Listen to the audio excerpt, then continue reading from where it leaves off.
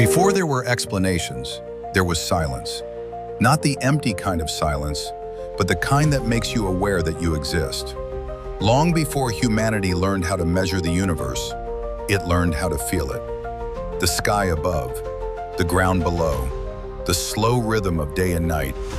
And somewhere in that vastness, the human mind paused. Not to calculate, not to analyze, but to wonder. Why am I here? This question did not arrive loudly. It did not announce itself as philosophy or religion. It arrived quietly, almost unnoticed. A feeling, a disturbance in the ordinary flow of life.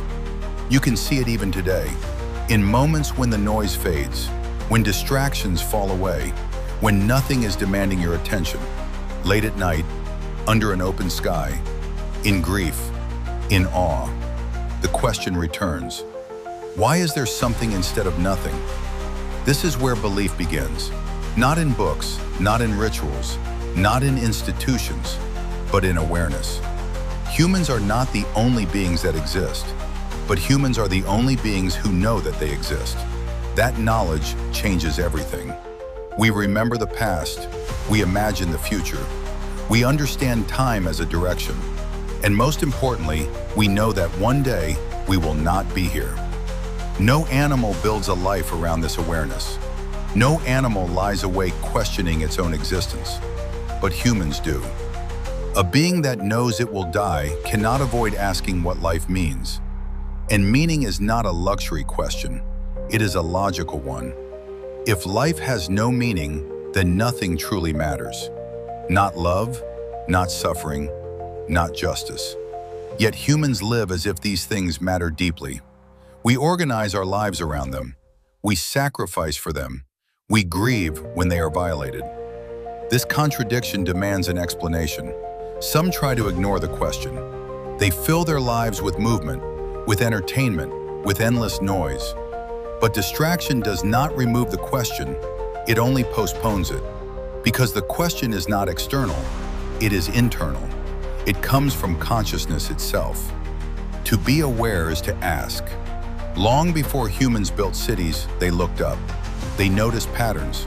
The sun rose, the sun set, seasons returned, life followed laws. There was order, not chaos. And order does something powerful to the human mind. It demands explanation, not emotionally, logically. Order suggests intention, pattern suggests purpose. This realization did not require education. It required attention. Belief did not begin as superstition. It began as observation. Even today, when a human encounters something ordered, they assume a cause. A message implies a sender. A design implies a designer. This is not taught, it is intuitive. Yet when it comes to existence itself, some are told to abandon this intuition, to accept that everything came from nothing, for no reason, and means nothing. But the human mind resists this, not because it is afraid, but because it is consistent. Nothing produces nothing, and meaning cannot emerge from meaninglessness. This is why belief persists, not because humans are weak, but because they are honest about what awareness reveals. To exist consciously is to stand before a mystery, and belief begins not as an answer, but as a recognition that the mystery is real. In the next part, we will explore something deeper. If belief did not begin with religion, then where did religion come from? And why does every civilization, separated by oceans and centuries, reach towards something beyond the material world?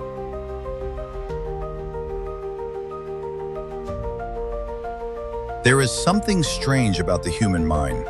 It is never satisfied with mere existence. We don't just want to live. We want to know why we are living.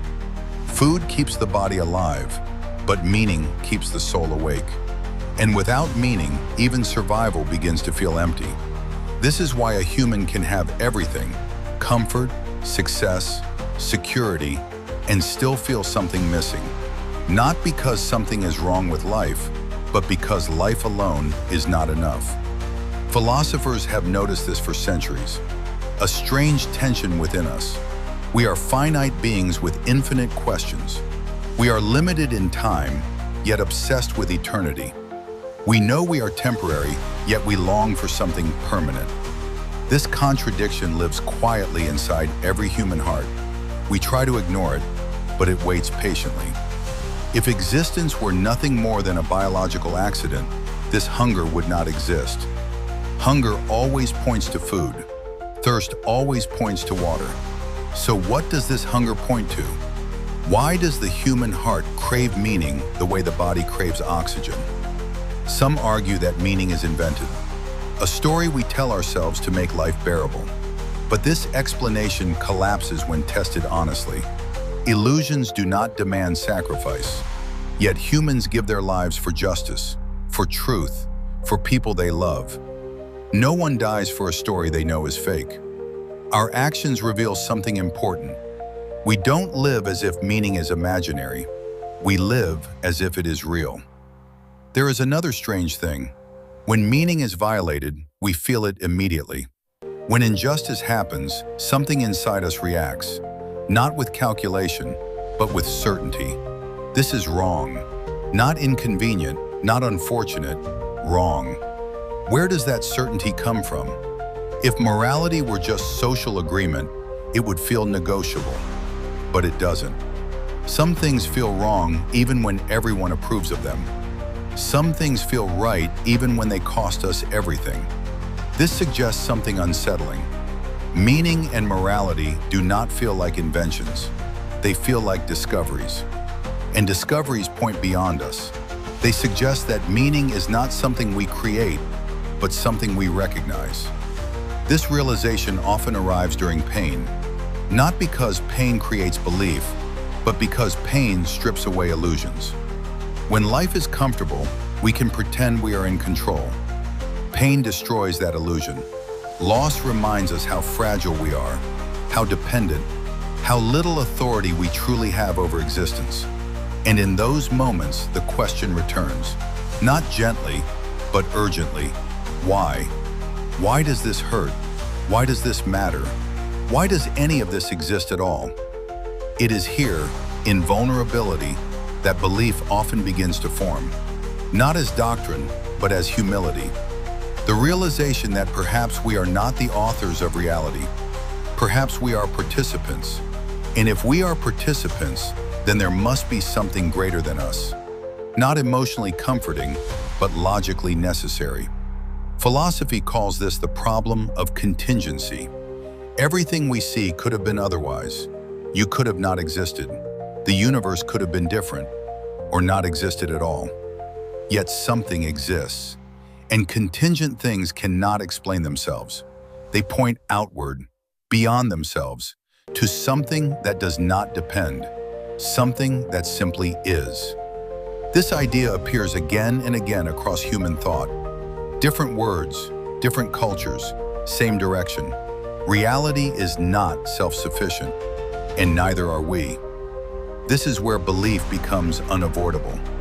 Not as religion, not as tradition, but as the quiet conclusion of honest reflection. That existence is not self-explanatory, that meaning is not accidental, that awareness points beyond matter.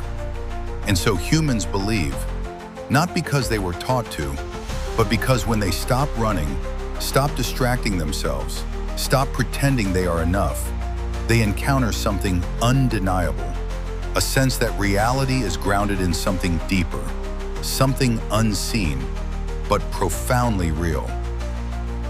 In the next part, we will confront this question directly. If existence is contingent, if meaning is real, if reality is not self-sustaining, then what kind of something could stand behind it all? Not emotionally, but rationally.